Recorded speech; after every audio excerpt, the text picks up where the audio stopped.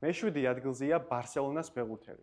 კლუბის, რომელიც ბევრის აზრით სუპერ სეზონს ატარებს, მაგრამ აქაც არის ერთი, ვინც ჩავარდა, კერძოდ კი გავი.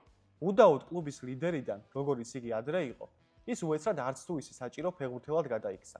გავის აქვს 995 წუთი ლა ლიგაში. ტრავმის შემდეგ მან თავისი საუკეთესო ფორმის აღდგენა ვერ მოახერხა. პროგრესზე საუბარი ხო საერთოდ ზედმეტია.